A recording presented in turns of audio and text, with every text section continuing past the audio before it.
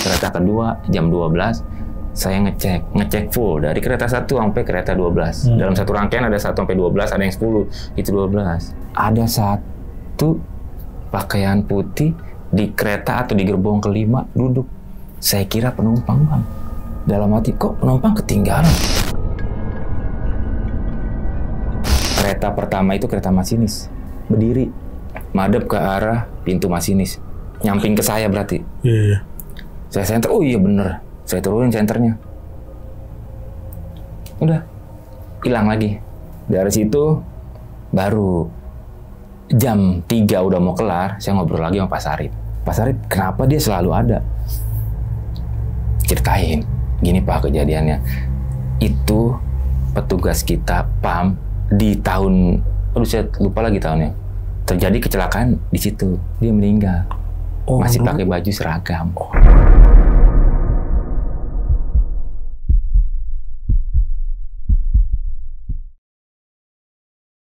Assalamualaikum warahmatullahi wabarakatuh. Balik lagi di channel Kisah Tengah Malam bareng gue Viko Pugara. Dan malam kali ini seperti biasa gue udah menghadirkan narasumber lagi nih yang bakal menceritakan pengalaman horornya sewaktu beliau bekerja di kereta api. Langsung aja sebelah gue udah ada Bang Elang. Selamat malam Bang Elang. Malam Bang. Sehat Bang? Alhamdulillah sehat Bang. Nah Bang nih akhirnya datang lagi nih Bang ya. Bakal menceritakan yang di kereta lagi nih. Waktu di sini kan waktu itu di stasiun kota ya, kota sama Depok. Iya. Nah ini abang nih sekarang nih yang mau diceritain stasiun yang mana nih? Bekasi sama Cikarang. Oke, stasiun Bekasi di Cikarang. Apa? Bekasi sama Cikarang. Yes. Oke. Nah ini tahun berapa? Bekasi itu 2015 sih awal-awal pertama kali saya jadi pengawas cucian kereta itu di Bekasi. 2015. Iya. Berapa lama di sana? 2 tahun. 2 tahun. Oke. Nah ini jam kerjanya sama ya Bang kalau di stasiun Bekasi ini. Maksudnya pas kerjanya pas kereta lagi berhenti gitu. Sama pas terakhir. Pas terakhir lah ya. Bang kereta pada istirahat. Oke. Dan itu bisa jam sore atau jam malam ya Bang? Ya? Malam. Oh malam ya? Iya. Nah, jam 10 dia Bang, kereta masuk terakhir itu jam 10. Jadi ada rentang waktunya. Kalau Bekasi pertama masuk ada jam 8, tapi kadang jam 10. Nanti ada lagi jam 11 terakhir jam 1. Oh, ada jam 1 tuh? Iya ada, terakhir itu. Itu dia kereta terakhir dari Kampung Bandan, Bekasi. Oke. Nanti di Bekasi terakhir, penumpang turun semua, baru dia masuk Langsiran, kita cuci. Oh, berarti tinggal nunggu waktunya nih ya, jam segini, baru masuk langsung dikelirin ya Bang ya, oke. Nah untuk cerita lengkapnya mungkin kita tahan dulu ya Bang. Siap. Nah bagi kalian nih yang penasaran dengan ceritanya Bang Elang, simak terus sampai habis, jangan di skip-skip. Dan sebelum mulai, seperti biasa, gue mau ngingetin nih buat kalian yang pengen bercerita juga seperti Bang Elang di sini, bisa langsung klik link yang ada di deskripsi di bawah ini. Dan satu lagi buat kalian yang udah nonton tapi belum subscribe, langsung aja klik tombol subscribe sekarang agar kita makin semangat memberikan asupan-asupan horor ke kalian. Oke, nggak usah lama-lama lagi, Kisah Tengah Malam dimulai.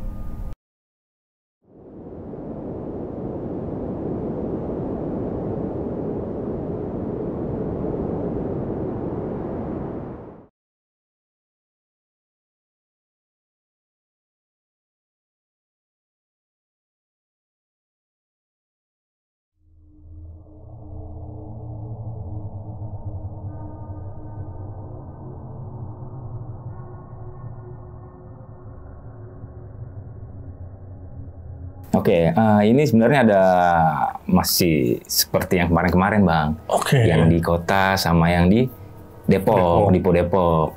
Horornya juga hampir sama, makhluk-makhluk astralnya itu juga hampir sama, hampir menyerupai lah. Di Bekasi, saya pertama-tama nggak digangguin. Aman. Malah kalau udah saya nyaman di situ, udah 6 bulan, 7 bulan, baru mulai ada. 1 sampai 6 bulan pertama tuh aman, tapi ada yang senior di situ. Biasa kan di setiap depo atau di setiap kereta terakhir tuh pasti ada yang senior. Atau kuncennya ibaratnya. Karena kita kerja malam, kerja yang berhubungan sama dunia malam, dunia tak kasat mata Bang. Itu udah pasti ada Bang. Ada pawangnya lah. Pawangnya. Kalau di Bekasi itu ada satu pawangnya, dia emang umurnya udah sepuh di situ. 50 tahun masih dipekerjakan. Emang tenaganya masih kuat. Dia punya kelebihan lah. Dia pinter ngurut, bisa ngelihat hal-hal begitu, bisa juga nyembuhin. Makanya dia tetap ada di situ. Kan harusnya kalau di kita kan 40 itu 45 udah tidak dipekerjakan. Tapi mungkin lain hal ya di dunia kereta untuk cucian kereta khususnya, jadi masih dipekerjakan. Karena bermanfaat banget buat kita-kita, apalagi saya pengawas yang ngawasin mereka bekerja tiap malam, belum gangguan-gangguan yang aslinya atau gangguan kereta terlambat. Dan tengah malam juga kan banyak gangguan yang astralnya, Bang. Untuk pertama kali kejadian yang aneh di situ, karena saya awalnya aman nih di stasiun Bekasi, biasa-biasa aja. Ketika kereta pertama masuk jam 10, itu masih aman. Kita cuci seperti biasa. Ada petugas untuk tugas di luar sama di dalam, eksterior sama interior. Saya di situ berani, beda sama yang di stasiun Dipo-Depok. Emang rada takut kalau stasiun Bekasi, berani karena nggak ada pertama-tama yang mencurigakan, aman-aman aja. Oke, saya naik ngecek sendiri. Itu ingat banget saya di bulan ke-7 saya pengawas di situ. Bermodal senter. Ini ada orang terakhir di kita itu, orang terakhir itu yang ngepel. Atau ngemop. Ada orang terakhir tapi diem aja, Bang. Oh, di dalam nih ya? Di dalam. Kereta panjang, saya ada di gerbong pertama sekitar 1, 2, 3, 4 gerbong atau 4 kereta. Kan nggak begitu jelas tuh, jauh tuh. Tapi saya pakai senter, saya lihat kok diem aja, berdiri tegak diem. Saya senter, biasa dia madep sana. Mukanya nggak ke arah saya, mukanya membelakangi saya, tapi pakaiannya menyerupai petugas cuci kereta. Saya senter, saya panggil lah, Bang, kok nggak turun-turun, diem aja? Saya mau ngecek nih, mau nilai, gitu. Takutnya kalau dia masih ngepel, saya naik, masih basah kan? Kotor lagi. Saya biasa connect, tunggu kering. Dia diem aja. Saya nunduk, saya jalan, saya senter, masih ada. Saya nunduk kedua kali lagi, di kereta kedua saya jalan, saya senter. Hilang. Sepersekian detik, Bang. Sekejap lah gitu. Sekejap hilang. Nggak mungkin kan kalau dia turun atau lari. Kalau lari juga goyang pasti keretanya. Tapi ini nggak sekejap. Saya berhenti tuh di situ, diam. Karena awalnya saya berani, nggak ada kejadian apa-apa, saya samperin. Sambil gemeter juga sedikit. Saya samperin, wah beneran nggak ada nih. Tanggung, saya terusin ke sana. Baru saya turun, saya panggil. Namanya Pak Sarip, yang bapak-bapak sepuh di situ. Pak Sarip, maaf di sini Pak. Iya Pak Elang. Pak Sarip di sini sering ditampakin menyerupai kayak petugas kita ya. Iya Pak, bener. Bapak tadi tampakin ya. Iya Pak, suruh tampakin tadi. Tapi alhamdulillahnya cuma sebentar. Dan dia nggak ngadep ke saya, cuma langsung ngilang Pak. Ya Pak, itu banyak pengawas sebelum Bapak juga dikasih lihat seperti itu. Tapi dia nggak ganggu kok Pak. Ngasih lihat kita, terus dia pergi. Itu hal pertama. Terus saya ngobrol lama di situ, jauh dari anak-anak yang lain tuh. Dia masih ngerjain, saya ngobrol berdua. Saya bilang lagi, Pak, ini masih ada lagi nggak makhluk astralnya selain yang kayak tadi? Biar saya tahu Bang. Jatuhnya biar saya bisa was-was atau jaga-jaga. Nggak kaget juga. Nggak kaget. Ya. Ada Pak, nanti sekitar jam 2 biasanya di jalur satu ujung. Dia ada 3 jalur di Bekasi. Jalur satu ujung, itu Bapak jangan sendirian. Itu dia menyerupai security. PAM, pengawas di stasiun. Dia ada terus Pak di situ Pak. Pakaian security yang tulisannya di sini PAM warna kuning. Pakaiannya sama persis. Orangnya tinggi. Itu selalu nampakin di jam 2. Bener Bang. Saya nyoba. Karena saya masih berani kan, coba. Saya enter. Bener. Dia berada di samping kereta pertama itu, kereta masinis. Berdiri. Madep ke arah pintu masinis. Nyamping ke saya berarti. Saya senter, iya bener. Saya turunin senternya. Udah. Hilang lagi. Dari situ, baru jam 3 udah mau kelar, saya ngobrol lagi sama Pak Sarip. Pak Sarip, kenapa dia selalu ada? Ceritain. Gini Pak kejadiannya. Itu petugas kita, PAM, di tahun, saya lupa lagi tahunnya. Terjadi kecelakaan di situ. Dia meninggal. Masih pakai baju seragam. Pegawai situ lah berarti. Pegawai situ. Masih pakai baju seragam dinas. Kereta padahal pelan. Mungkin udah aja kali ya Bang ya. Mau kereta pelan, kereta kenceng. Namanya kereta besi, mau masuk stasiun lumayan juga, kecepatan 20. Kira-kira 15-20 km per jam. Terus langsung meninggal di tempat. Nah, dia bilang, mungkin itu Pak. Dia selalu ada di situ. Kita udah tahu semua. Udah tahu semua petugas stasiun Bekasi. Tapi kan biarpun udah tahu, ngeri juga. Kaget tiba-tiba dia nongol, ada di ujung lihat ke arah masinis di jam 2, setengah 2, jam 2 dia. Seringnya jam segitu ya? Seringnya jam segitu. Itu emang selalu ada di situ. Tapi kenapa saya ditampakinnya pas di bulan ke-7? Bulan berikut-berikutnya baru Bang. Makin banyak saya ditampakin di stasiun Bekasi. Itu kan stasiun Bekasi itu baru perubahan dari yang lama ke yang baru. Kalau Bang tahu itu yang lama modelnya kayak gimana, yang baru yang udah ada tingkat atasnya tuh. Perubahan dari situ malah makin banyak kejadian yang dilihat-liatin. Ada yang orang atau masyarakat yang dulunya sering lewat di ujung jalur 1, tapi sekarang udah lama udah ditutup, udah nggak boleh sama sekali lewat. Itu banyak kejadian yang ketemper terus masuk ke kali. Di sini ada kali di stasiun Bekasi, arah ke Keranji, kilometer berapa itu ada kali. Sampai nggak ketemu orangnya. Mental situ. Mental ke kali. Sampai kita cari radius berapa kilo tuh. Ketemunya 7 hari kemudian. Itu orang situ. Dia selalu lewat. Padahal nggak ada. Sekarang udah nggak ada setelah untuk bisa masuk nyebrang. Tapi dia selalu ada. Sering muncul.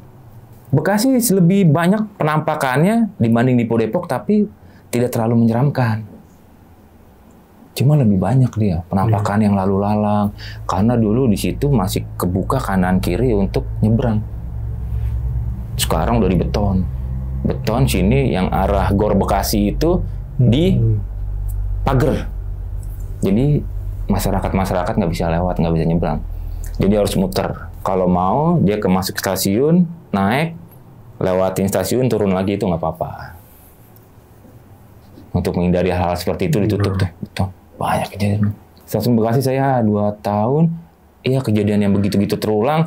Ada lagi kejadian ketika emang mungkin saya kurang sehat, kurang fit Bang. Tapi saya tetap melaksanakan tugas, briefing seperti biasa. Di jam 8, istirahat, tunggu kereta pertama masuk jam 10, kereta kedua jam 12. Saya ngecek full dari kereta 1 sampai kereta 12. Dalam satu rangkaian ada 1 sampai 12, ada yang 10, itu 12. Emang keadaan kurang fit, seperti biasa center. Saya lihat ada satu pakaian putih di kereta atau di gerbong kelima duduk. Saya kira penumpang Bang. Dalam hati, kok penumpang ketinggalan? Padahal kita udah nyuci lama. Putih, panjang. Posisinya gini. Putihnya sampai sini, nggak kelihatan tangannya. Gini, posisinya duduk kayak gini, nunduk. Itu lama Bang, saya dikasih lihatnya Bang. Senter pertama ada, saya turunin. Masih ada tuh. Itu masih ada. Lama Bang, saya juga diem. Tapi saya masih ngatin gini. Dalam hati ini orang nih soalnya nggak hilang-hilang. Saya masih orang bilangnya nih. Saya samperin. Aduh, merinding nih Bang. Terbangnya itu dia nyerong. Dari duduk gini. Aduh. Cepet gitu kayak. Waduh, itu langsung. Ini saya ceritain merinding langsung. Saya kira orang, saya udah berani maju. Terbang dia. Terus. Saya diem. Itu semua naik. Bulu yang di belakang naik, semua naik. Saya nggak bisa gerak. Teriak juga nggak bisa. Senter lemes begini. Itu ada 1, 2, 10 detik. Dalam hati, tapi kan saya masih bisa dalam hati. Saya baca-baca ayat kursi yang saya bisa, sebisanya 10 detik. Alhamdulillah, bisa gerak. Pelan-pelan, masih lemes. Ini masih ada merinding bulu. Kuntilanak. Yang tadinya saya mau lurus, karena masih jauh keretanya, saya balik ke belakang. Saya turun. Saya langsung ingat Pak Sarip lagi. Bang, iya Pak, tolong panggilin Pak Sarip. Kenapa Pak? Bapak pucat banget. Saya pucat ternyata Bang. Bapak habis muntah? Enggak Bang, enggak muntah. Habis ngeliat kuntilanak Bang. Hah?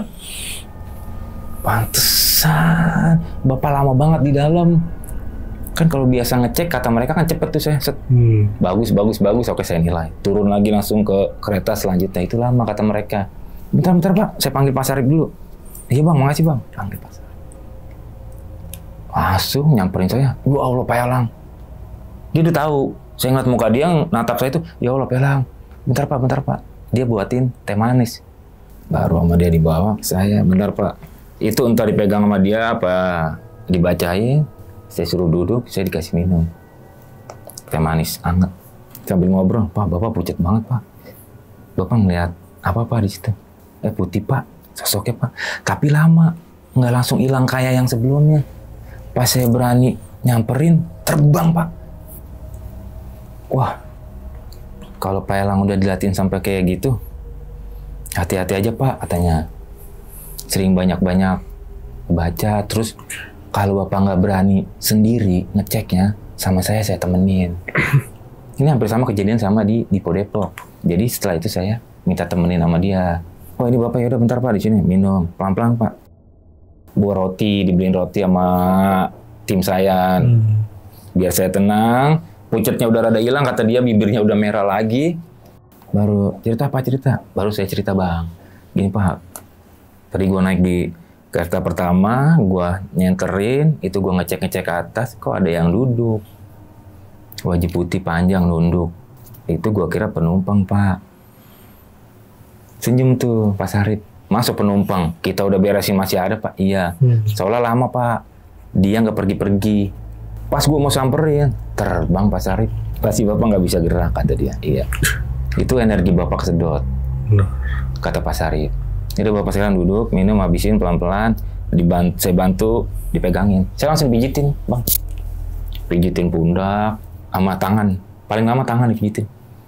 Biar tangan saya hangat lagi, katanya itu dingin. Itu kalau saya masih, kalau saya ada di posisi seperti itu lagi tuh, nggak kebayang, nggak mau Bang. Putih Bang. Pertama kali seumur hidup ngeliat kuntilanak, duduk, sosoknya itu pas duduk itu kayak manusia biasa, normal, tingginya 165. Pas terbang dia mengecil. Kayak shoot gitu ya? Lebih mengecil. Langsung diem, 10 detikan diem, nggak bisa bergerak. Itu kalau saya cerita itu langsung lemas di badan. Gitu energinya. Ketarik sampai sekarang kayak kalau saya flashback atau mikir ulang Bang, lemas langsung. Itu selemas-lemesnya badan saya di situ tuh. Lemes langsung kayak nggak ada tenaga buat gerak. 2 jam lah sampai jam 4. Yang lainnya pulang, saya nggak pulang. Masih ngobrol sama Pak Sarip. Karena kata Pak Sarip, jangan. Bapak jangan pulang dulu. Saya kan ada anak bayi di rumah. Kebetulan baru lahir lah. 6 bulan, setahun anak saya. Jangan Pak, Bapak kan punya anak di rumah. Jangan pulang dulu. Takutnya dia masih ada ke bawah. Udah tuh. Jam 4 pada pulang, ajan 4.40 ya ajan. Sholat bareng tuh sama Pak Sarip, sholat subuh bareng tuh. Di stasiun tuh. Biar dikeluarin habis sholat subuh. Oh saya tenangan lagi, udah energinya udah balik.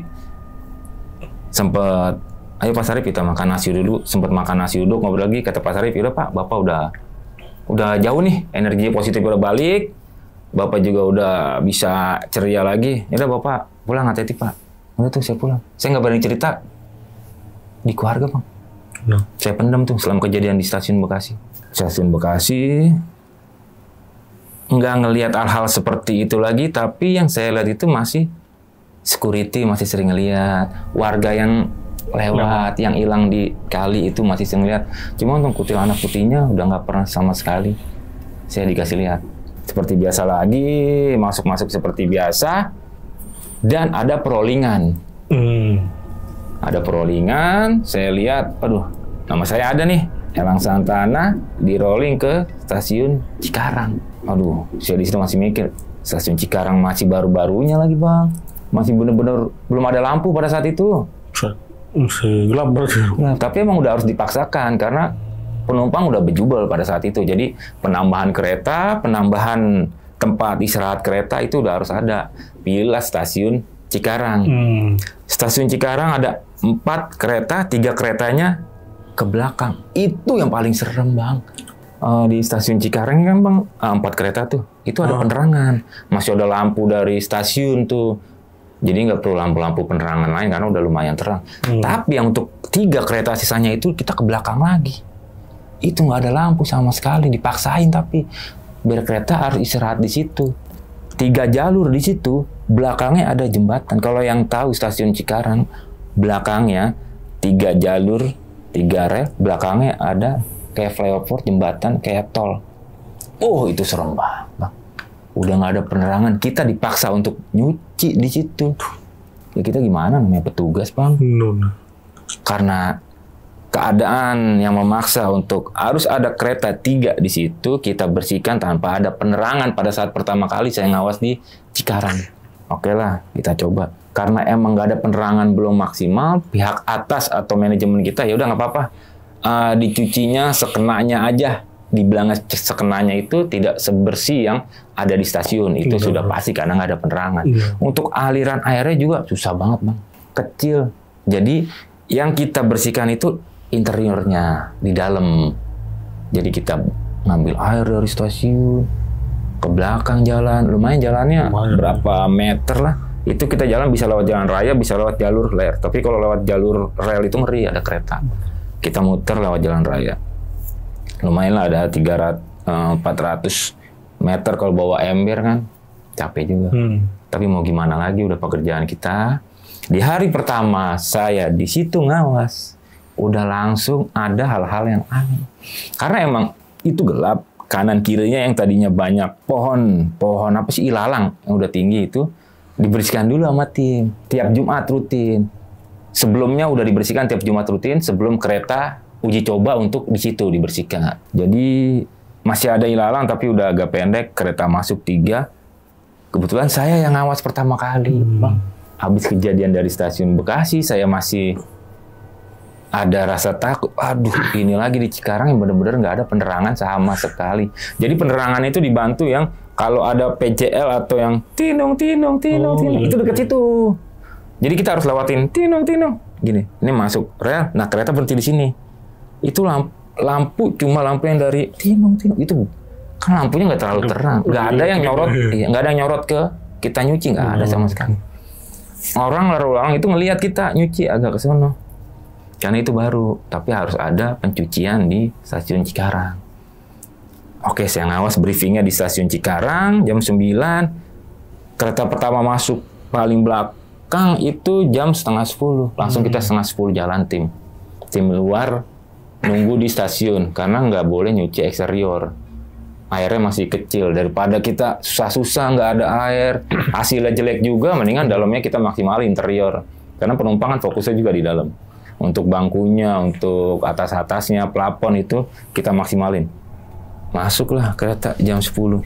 Di jam 10 aja tim kita yang nyuci di dalam udah pada gerutu, Bang. Gerutunya itu, Pak ngeri Pak. Hawanya langsung beda, Bang.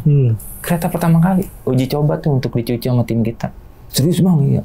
Saya naik ke atas. Wah, bener hawanya. Beda sama di stasiun. Jadi kayak energi positif kita itu ketarik. Nggak banyak, dikit. Intinya itu hawanya beda sama kalau kita nyuci di stasiun.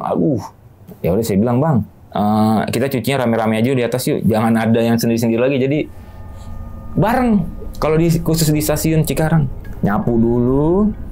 Ini nyapu satu, kanan kirinya lap kaca sama plafon. Itu bareng.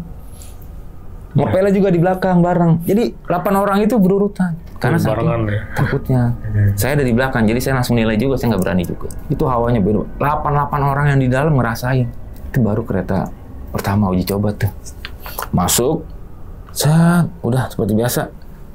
Pas turun, Pak, kok capeknya beda ya? Kita capek banget ya, kata dia. Nggak seperti biasa ngerjain di stasiun Cikarang. Iya, Bang, mungkin hawanya, dan emang kita di sini kan baru.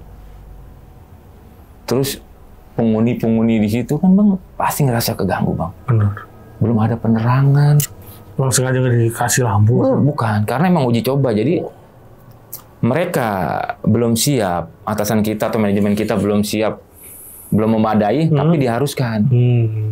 Karena penumpang udah, waduh, itu dalam satu rangkaian 10 kereta atau 12 kereta itu bisa ribuan.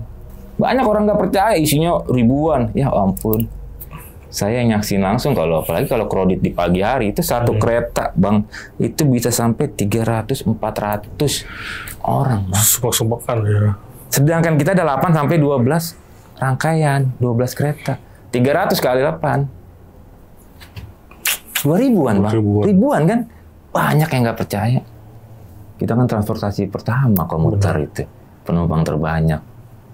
Jadi ya harus kereta datang dan harus ada pencucian kereta. Banyak juga, Bang, yang nggak tahu kalau kereta itu dicuci. Nah ini kita kasih tahu kereta itu dicuci setiap malam. Setiap kelar inilah yang beroperasi. Setiap hari. Iya, pada nggak percaya. Tapi emang kita cuci. Nah, lanjut stasiun Cikarang itu gelap itu dipaksakan.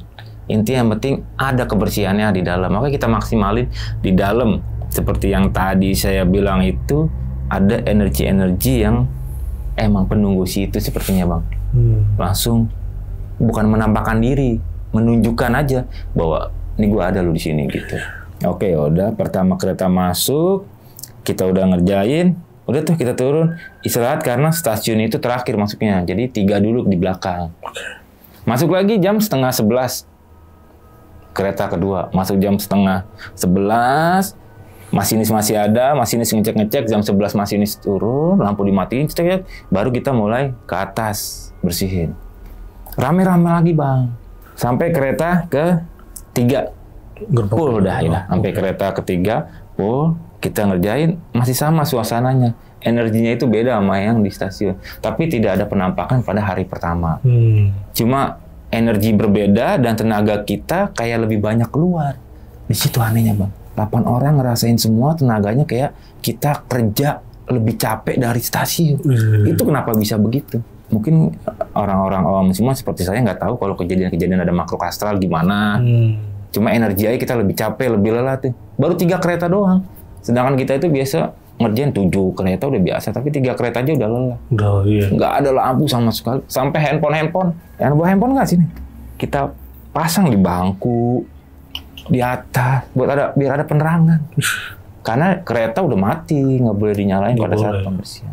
Jadi mati gitu. Penerangan nggak ada. Belum lagi, Bang, 3 rel buat kita. Itu ada 2 rel itu dekat sama rel ketiga. Komuter itu kereta luar kota yang lalu lalang, Bang. Itu serem banget. Lalu lalang. Jadi ketika kita ada di jalur ketiga, anak-anak itu kita harus rame-rame jagain. Takut ada yang nyelonong kereta luar kota. Itu belum ada pembatas pertama kali. Tapi untuk sekarang ada ya. Terakhir saya sebelum resign itu udah ada pembatas, lampu udah keren itu, udah bagus banget. Akhir-akhir sini lanjut kita cerita, hari pertama aman. Udah tuh hari pertama aman. Udah kelar, 3 kereta masuk, baru kita ke stasiun jalan kaki. Kereta pertama stasiun jam 12 masuk kita kerjain. Seperti biasa di stasiun aman. Nah, di hari keduanya, Bang, masih seperti biasa. Tapi di hari keduanya kita ada namanya kedatangan SPP supervisor dari rekan kita. Misalnya saya usernya rekan kita yang kita suruh tanggung jawab buat tugas kebersihan. Dan saya sebagai pengawas itu datang. SPP-nya sama manajernya datang. Jadi ada 3 orang, 2 SPP, 1 manajer. Dia sekalian pengecekan instalasi apa aja yang dibutuhkan untuk penerangan kayak air. Jadi mereka sekalian ngecek biar ada pembangunan ke depannya karena bahaya juga. Malah sampingnya juga ada kereta luar kota lalu lalang. Jadi kita briefing bareng mereka tuh atasan-atasan dari para penanggung jawab kebersihan kereta atau rekan kita. Datang briefing, saya mulai briefing pertama, dan baru mereka SPP-nya. Kita udah deket semua sih itu berempat, karena kerja kayak gitu tuh harus deket semua. Jadi harus kayak nyatu, solidaritas tinggi, nggak bisa yang diem-dieman, nggak bisa. Karena pasti ada timbal baliknya di situ. Oke, kita briefing, udah kelar briefing, sama nanti kalau ada kurang atau kejadian apa-apa langsung diinformasikan ke kita. Kebetulan pada saat itu, Bang, ada perbantuan 2 orang dari Parung Panjang, petugas Parung Panjang. Bukan orang-orang Cikarang ya. Petugas Parung Panjang 2 orang. Set, datang karena 2 orang kita lagi sakit stasiun Cikarang. Jadi ada perbantuannya dari Parung Panjang, petugas Parung Panjang. Di situ kita nyoba nyuci eksterior karena ada atasan kita nyoba nyuci eksterior walaupun airnya sedikit kita paksakan. Dan tugasnya 2 orang ini yang perbantuan dari stasiun Parung Panjang. Kita kasih tahu, kita kasih briefing, kita kasih arahan, nanti ngerjainnya begini, oke, karena udah biasa ngerjain eksterior yang orang Parung Panjang. Sebelum mereka ngerjain, SPP 2, manajer 1, sama saya pengawas dari usernya, jadi 4 orang. Kita meeting kecil sama nulis-nulis apa aja nih yang perlu kita, instalasinya yang kita perbaiki, yang kita bangun. Pada saat itu mereka ngerjain, kita udah selesai di jam 11 atau setengah 12, barulah kita makan. Manajer bilang, makan di depan yuk, makan mie ayam. Di stasiun Cikarang tuh, yuk makan mie ayam. Jalan kita makan mie ayam, mereka masih ngerjain kereta pertama tuh. Belum kelar setengah 11. Saya makan, nggak lama SPP-nya ditelepon. Sama 1 orang yang ngerjain eksterior. Bapak bisa kesini gak Pak? Tolong Pak. Kenapa Bang? Itu ada saya tuh di situ. Penting Pak. Ini nggak tahu nih Pak, dia lagi nyiram-nyiram, nggak taunya lepas. Selangnya lepas, dia jatuh. Yaudah. Itu mie ayam belum kelar, langsung dibayar manajer, kita lari tuh berempat. Sangkanya ada kejadian apa-apa. Lari berempat, ke samping jalan raya, kita lihat keadaannya. Kebetulan dari 4 ini ada SPP yang bisa Bang. Yang punya kelebihan. Dia juga yang nyembuhin, kita flashback ke Dipo Depok nih Bang, kebetulan nih. Dia juga yang nyembuhin waktu di Dipo Depok. Cerita yang sebelumnya tuh di Depok. Betul ada dia. Dia ngeliat langsung, SPP-nya saya lihat mukanya merah. Ternyata dia lagi bertarung, cuma lihat-lihatan doang sama yang jatuh Bang. Angkat. Pelang angkat. Saya sama SPP sama manajer sama 1 yang megang cucian luar berempat. Gotong tuh. Berat banget Bang. Kayak berapa orang saya gotong tuh. Kita pindahin ke stasiun. Lumayan tuh jaraknya, kita gotong, pindahin ke stasiun. Pas direbahin di stasiun, baru di situ dia nampakin dirinya. Dia berdiri langsung tegak. Nantangin SPP yang waktu itu nyembuhin di stasiun Depok. Ya dendam ya. Itu saya ngeliat langsung Bang. Saya ngeliat langsung SPP itu ngangkat tangan gini. Jarinya Bang. Itu kayak saya baru ngeliat langsung pertarungan yang kayak orang yang bisa sama yang kerasukan. Tangan Bang, tangan gini. Saya inget banget tangan dia gini. Muka dia merah sambil baca-baca. Merahnya makin jadi. Nah, yang si pekerja cuci yang dari Parung Panjang itu, dia cuma gini. Ini saya inget banget. Jadi kayak ketarik dari sini. Langsung kata SPP-nya, Pak pegangin Pak. Saya berempat semua megangin tuh. Saya pegangin tangan, ada yang megangin kaki, ada yang badan, tangan kanan kiri. Nggak kuat itu, sempat berontak. Kekuatannya, kayak 5 manusia normal. 5 manusia. Untung dia berontaknya di tempat, nggak kemana-mana Bang.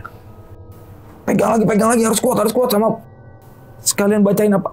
Al-Fatihah aja, Al-Fatihah kita bacain semua. Saya pegang yang kuat, kita berempat itu. Untung masih kuat kita berempat, lumayan gede-gede juga badannya. Kayak saya gitu. Pegangin yang kuat, ada yang meluk. Pertama dia gini yang dikeluarin, itu anak kecil terus. Dia langsung langsung matanya ngotot lagi, garang lagi. Sama ngomong, ini kamu mau saya pindahin jauh apa tetap di sini tapi bantu saya. Gitu nama SPP yang bisa tuh. Bantu saya keluar, kasihan. Dia orang Parung Panjang. Dia perbantuan di sini nggak ngapa-ngapain. Kalau anak kecil udah bisa, ternyata yang masuk itu 2 orang Bang. Sosok anak kecil sama sosok badan gede. 2 setan ya. 2 makhluk astral. Keluarin akhirnya. Itu ada kali setengah jam Bang. Mau dikeluarin lagi, dia turun lagi tangannya. Turun lagi tangannya. Dia maju, tepak pundaknya.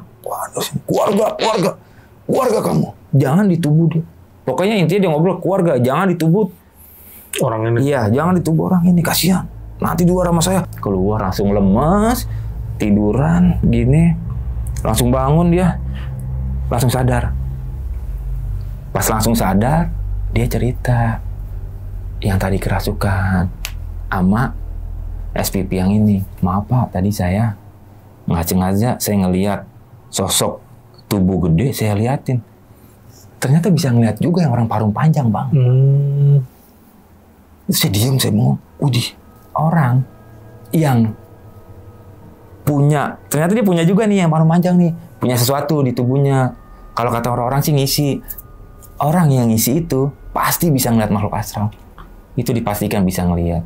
Sama-sama ada soalnya. Dia ngeliat, tatap-tatapan, nah pada saat itu baru diserang yang orang parung panjang. Kalau menurut saya sih kalah karena keadaannya di Cikarang. Jadi mereka yang menang masuk. Bener-bener. Karena diliatin. Pas diliatin, langsung masuk. Dia langsung deketin saya, Pak, langsung masuk. Langsung kata SPP-nya, iya. Lagi sih lu jangan lihat-liatin, mentang-mentang lu punya, digituin Bang, ngobrol lah mereka berdua. Udah sekarang gue bersihin dulu, di sini dulu, jangan kemana-mana. Kata SPP-nya, gue mau disamperin lah tuh ke pojok. SPP-nya kita, lu pada di sini, Pak, pada di sini ya saya aja. Dia sendiri, pojok. Dengan gerakan-gerakan tangan, Bang. Dia langsung keringetan, dia balik lagi, udah. Yang anak kecil mah gampang, dia cuma mau masuk doang, mau bilang bahwa gue ada di sini loh. Dia ada di yang kita pakai buat cucian, yang ilalang-ilalangnya kita bersihin, kita rapihin. Mereka kan gak suka rapi, Bang. Makhluk astral itu gak suka rapi, sukanya kumuh, kotor, bau. Itu kan kalau ilalang kena hujan kan bau kan. Semenjak kita rapiin jadi nggak bau. Nah, dia cuma mau menunjukkan bahwa jati dirinya tuh, lah gue ada di sini, ada anak kecil, ada Gondoruo ternyata yang badannya gede itu. Gede banget, udah kayak bisa nutupin 2 kereta, gedenya. Udah ngobrol, jadi mungkin perjanjiannya SPP sama makhluk astral atau penunggu paling kuat katanya Gondoruo itu, kita itu tugasnya kebersihan, bukan kita mau ganggu kalian. Jadi tolong. Ngobrol-ngobrol gitu, dari situ baru kita meeting lagi tuh habis kejadian itu, Bang. Gondoruo anak itu baru 2, ternyata masih ada lagi. Kita meeting lagi, Pak, ini kita harus cepat instalasi lampu dulu dah, air nggak usah. Air kita kalahin, intinya lampu dulu. Kasihan mereka. Ini untung ada saya, kata SPP-nya, untung ada saya yang bisa bantuin mereka, biar mereka sadar, nggak kerasukan lagi. Kalau nggak ada saya gimana, Pak? Berat, Pak, karena kita ibaratnya mereka mengganggu wilayah mereka. Manajer langsung di note sama manajer, buka laptop, dibuat, Bang, itu depan saya dibuat. Apa aja yang dibutuhkan, tiang sama lampu sorot yang kotak tuh, lampu sorot, tiang sama lampu sorot harus ada berapa? 4, sama kita bikin bedeng kecil-kecilan. Jadi kalau hujan berneduh ya. Kita buat neduh, bikin bedeng kecilan. Alhamdulillah besok 2 hari selang itu datang tukang. Tapi di sela-sela pengerjaan mereka ada kejadian lagi. Ini saya, Bang. Saya alami kejadian, Bang. Tapi saya nggak bisa ngeliat wujudnya. Saya kira udah aman. Itu nggak ada SPP. Karena dia muter. SPP mereka muter sama manajernya. Saya kira udah dibentengin. Dia sempat bilang udah aman, Pak. Udah saya jaga. Semoga nggak kejadian lagi. Ya udah saya pede dong, Bang. Tapi belum ada lampu tuh, masih pengerjaan tuh. Baru tiangnya, lampu belum ada. Kan pengerjaan juga lama, Bang. Ya udah saya beraniin. Tapi tetap rame-rame. Kebetulan saya posisinya sendiri. Mereka ke depan. Di kanan saya berat banget, Bang. Gini nih. Saya jalan. Waduh. Ini kenapa nih? Tangan kanan nih berat nih. Oh, saya ingat langsung. Ini kayak anak kecil narik saya nih. Ini anak kecil narik saya nih. Saya ingat ke situ. Saya baca-baca. Saya bilang, Dek, saya lagi kerja. Jangan ganggu-ganggu ya, Dek. Kan teman saya udah bantuin Ade, udah ngobrol. Iya, saya tahu Ade ada di sini. Nanti main-mainnya ya, Dek. Sini nggak lama, makin kenceng. Saya berat di sini, hilang sendiri, Bang. Saya mau teriak, takut, malu, bukan takut, malu. Kok saya teriak? Mereka masih di depan. Berapa, nggak nyampe semenit lah. Saya tetap jalan tapi berat. Segini tangan saya nih. Senternya tangan kiri. Feeling saya ke anak kecil itu narik. Tapi saya nggak ngeliat wujudnya. Cuma kanan langsung berat. Tangan ke bawah. Cuma berasa ada yang narik atau ada yang lendotin? Iya, kayak gelendotin. Kayak gelendotin. Saya megang senter. Saya baca-baca terus tuh. Nggak ada semenit. Alhamdulillah saya gini. Oh, alhamdulillah nih udah nggak ada nih. Sekarang jadi dia mau menunjukin lagi. Dia masih ada di situ. Kayaknya masih mau nunjukin sesuatu gitu bang. Mungkin dia tahu saya pengawasnya. Mereka juga kan bisa ngeliat kita. Setahu saya mereka bisa ngeliat kita. Kita nggak bisa ngeliat mereka. Pekerjaan yang kita lakukan dia bisa ngeliat. Mereka itu. Mau nunjukin sesuatu tapi saya nggak ngerti. Cuma saya kira saya ditarik. Pegang. Udah kelar. Turun. Alhamdulillah. Sampai kereta terakhir lagi. Alhamdulillah. Di hari berikutnya. Ke saya lagi bang. Tapi ini sosok Gondoruo itu bang. Gede banget bang. Itu saya dilihatin bang. Tapi nggak sempat saya ngeliat ke atasnya. Baru badannya bang. Gelap. Kayak dia nempel di kaca, di samping kaca. Itu selalu ada di kereta yang pertama. Alhamdulillah nih anak kecilnya nggak gangguin nih. Nggak lama saya mau turun, saya nengok ke kanan. Kaca bang. Tapi di kaca luar. Itu badan. Tapi itu mungkin palanya di atas kereta kali itu. Saya seperti biasa pasti nurunin senter. Langsung baca-baca lagi. Ayat kursi udah paling pertama. Berapa detik itu sampai kelar. Hilang sendiri. Alhamdulillah saya bilang. Ternyata pas saya cerita ke anak-anak juga ada beberapa yang digangguin. Ditunjukin. Ya Pak, ada suara anak kecil di atas. Cuma kita mau gimana Pak, kita kan kerja Pak. Iya Bang, mungkin nanti kalau udah penerangannya udah udah full, kita mau gimana Bang, kalau nggak kita kerjain besok ada temuan kita kena. Mendingan gini aja Bang, kita tahu sama tahu, ketika kita tahu dia ada nunjukin, ya udah kita baca-baca aja yang kita tahu sama permisi. Jadi semenjak itu yang dari Dipo Depok itu saya bawa ke situ. Setiap kita mau pengerjaan, itu doa kita intensin lagi bang. Intensitas doa itu kayak Dipo Depok jadi saya. Pada saat itu kejadian, wah ini udah nggak bisa nih. Briefing pertama di stasiun Cikarang. Briefing kedua jadi saya nggak langsung ngerjain. Briefing saya di situ bang. 9-10 orang saya briefing, saya doa di situ, yuk. Itu lampu udah disemel, udah ada tiangnya, tinggal masang lampu, tinggal dialirin. Karena ini belum ada lampu, yuk kita intens untuk doa sebelum bekerja, kita minta tolong. Itu sama banget sama Dipo Depok. Biar kita terlindung semuanya, nggak ada bahaya. Kalaupun mereka mau ganggu ya masing-masing aja lah, lewat gitu bang. Kita makin khusyuk doa, kita mulai pekerjaan lagi. Alhamdulillah udah lama-lama hilang sendiri. Sama banget sama kayak Dipo Depok, lama-lama hilang sendiri. Ketika ada juga ya udah. Jadi kita tahu bahwa mereka ada di situ dan nggak bisa. Mau diapain sih bang? Iyalah. Nggak bisa bang, nggak bisa diapa-apain. Kalau nggak bisa deh, nggak bisa. Itu intinya mereka yang lebih kuat itu ada anak kecil sama sosok Gondoruo di Cikarang. Ini saya boleh cerita gak? Kebetulan tanggal 2 beberapa hari yang lalu nih, temen saya itu ada Raji, yang pengawas Raji yang Jakarta Kota tuh. Raji yang Jakarta Kota yang sampai apa namanya kesurupan itu bang, yang sampai sakit di rumah. Masih inget gak bang? Iya. Raji. Iya, yang kesurupan itu dia video call saya sama Dona yang pengawas Jakarta juga. Namanya kangen kan. 4 hari lalu nih, sebelum saya ke podcast ini nih, video call nih nanya kabar. Bang, gimana bang kabarnya? Baik. Di situ saya nanya, bang, stasiun Cikarang aman?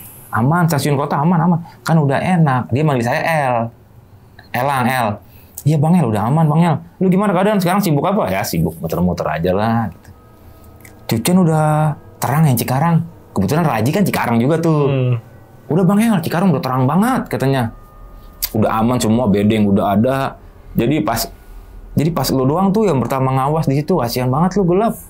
Terakhir kan sebelum lu tinggalin udah enak tuh terang, apalagi sekarang bedengnya udah enak, aliran air udah gede. Tapi ada kejadian bang. Si Raji bilang, bang, Tapi ada kejadian bang. Pas gua ngawas di situ, yang tadi saya bilang bang, jadi kereta kita itu ada relnya 3, 1, 2, 3, yang 2 itu luar kota. Ada masyarakat, anak muda, ketemper sama kereta luar kota bang. Bener kejadian. Itu lagi nyebrang tuh, lagi gimana? Nyebrang temper? Lagi nyebrang, kalau kata si Raji itu, lagi nyebrang. Itu yang saya takutin, padahal udah dipagerin kata si Raji, udah dipagerin. Tapi yang dari luar, bukan dari kitanya aman, dia dari luar. Kita dipagerin. Ada 2 rel itu luar kota yang berangkat sama pulang. Kata saksi yang anak-anak cucian di situ, itu ada anak muda udah selamat dari kereta yang pertama. Kereta arah berangkat nih, luar kota arah berangkat. Bekasi, Cikarang arah berangkat keluar kota. Dia udah selamat, udah ngindar. Tapi ternyata yang dari sini bang yang masuk, kan itu baliknya. Yang dari sini belok dia, nyerong. Karena di bawah jembatan. Iya. Dari sini udah selamat. Set, berapa detik dari sini kenceng. Karena kereta itu nggak berhenti Cikarang, nggak berhenti Bekasi kan kenceng kan. Berhentinya nanti di Jatinegara. Ketemper bang. Itu kata Raji, daging-dagingnya di situ. Tapi bukan kita, karena di luar area. Kalau yang waktu cerita di kota, kalau masih inget yang daging-daging itu kan di area kita. Itu jadi harus kita. Kalau itu di luar. Nyangkut. Iya. Itu di luar. Jadi bukan petugas kita komuter, petugas kereta luar kota. Widih, itu daging masih ada di situ. Aneh-aneh. Itu yang kita takutin. Kejadian sama warga situ. Baru aja Raji cerita. Saya jadi inget nih, saya cerita di sini aja. Ketawa-ketawa nyesek juga nih saya. Allah, kejadian-kejadian. Alhamdulillah nggak ada kejadian, kata Raji. Aman. Bang El aman. Tapi ada warga sekitar. Allahu Akbar. Berarti emang warga yang di situ ya? Yang warga di situ. Ya. Karena emang bahaya itu. Di stasiun Cikarang, agak ke kanan, di bawah tol, kereta. Kalau dari sini kan lurus masih kelihatan nih. Dia ngindar, set. Dari sini nyerong nggak kelihatan. Terus. Tapi si arwahnya ini pernah ada yang lihat nggak? Belum lagi, belum tahu. Belum ada cerita lagi. Baru katanya kejadiannya. Jadi belum tahu nanti dia apakah gentayangan atau jadi masuk ke area kita cucian. Belum tahu ceritanya lagi itu. Belum tahu lagi. Intinya Raji pas video call sama Dona, kalau di Dipo Depok Dona, pas dia video call di Dipo Depok. Dipo Depok aman Kak Dona, aman El, udah nggak ada yang serupan lagi. Ada El, udah aman lah, penerangan udah aman, semua udah aman. Mungkin kalau masih dilihat-lihat ya ada, tapi udah jauh lebih aman dari pas lu katanya, dari pas lu ngawas udah jauh lebih aman. Itu seru tuh telepon-telepon sama mereka. Karena emang ada kabar-kabar terbaru. Iya, ada kabar-kabar terbaru. Dan kebetulan si Raji ngasih kabar yang ketemper. Si Raji yang itu kan, yang apa namanya, nge-share video gitu, foto yang di Facebook ya. Yes. Si Raji itu. Iya, Raji itu. Si Dona yang buang. Itu Teguh. Beda. Dona pengawas kota juga. Si Raji. Teguh udah pindah. Yang leader Jakarta Kota itu si Teguh, dia udah pindah wilayah tapi masih dia di cucian kereta bandara udah beda berarti. Beda, cuma masih dalam ruang lingkup kita.